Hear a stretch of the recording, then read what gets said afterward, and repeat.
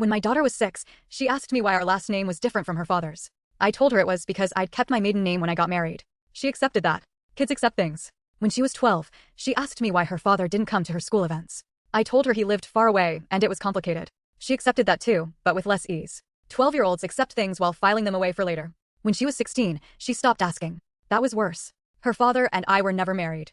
I said the maiden name thing when she was 6 because it was easier than explaining the full truth to a first grader. The full truth is that he left before she was born, moved to California, started a different family, and maintained the kind of contact that looks like effort from a distance, but feels like nothing up close.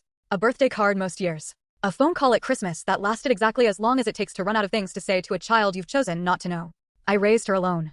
I'm an accountant in a mid-sized firm in Columbus, Ohio. Not glamorous. Steady. I built the kind of life that looks unremarkable from the outside, but required an enormous amount of will to construct. Every PTA meeting attended alone.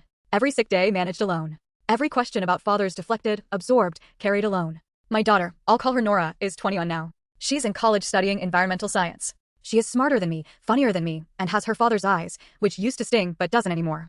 Last Thanksgiving, Nora brought a friend home. A young woman named Priya who was her college roommate and couldn't fly home to Michigan because of a snowstorm. Priya was polite, warm, the kind of person who offers to help with dishes before being asked. On Thanksgiving morning, Nora and I were in the kitchen. Priya was still asleep.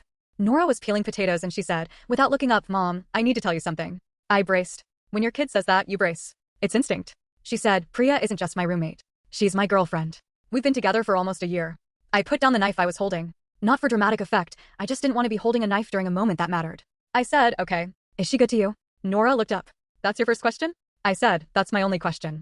She started crying. Not sad crying, the kind of crying that happens when you've been bracing for something terrible and it doesn't come. The exhale cry. I know it because I've done it myself. Every time a bill got paid that I wasn't sure I could cover, every time a diagnosis came back benign, every time the machinery of single motherhood groaned, but didn't collapse. I held her in the kitchen with potato peelings on the counter and the turkey still in the brine. She said, I was so scared to tell you. I said, I know. But you don't have to be scared in this kitchen. Not ever. Priya came downstairs 20 minutes later and Nora's eyes were still red. Priya looked at me nervously. I handed her a cup of coffee and said, I hear your family now. That means you peel potatoes. She laughed, took the peeler, and stood next to Nora at the counter. I watched them, shoulders touching, trading a look that was so easy and unguarded it made me want to build a wall around that kitchen and keep everything hard on the outside of it. Nora's father sent a text on Thanksgiving. Happy TG. Hope you're well. 6 words. She showed it to me. I said nothing. There was nothing to say about a man who'd reduced fatherhood to 6 words on a holiday. That night, after dinner, Priya fell asleep on the couch and Nora sat next to me at the kitchen table. She said, Mom, I know it wasn't easy. Doing everything alone. I said, it wasn't alone. You were there. She got quiet. Then she said, Priya's parents don't know yet. She's scared. I said, send her to my kitchen. Some rooms in this world are safe. I spent 21 years building one, and it finally held the thing it was built for.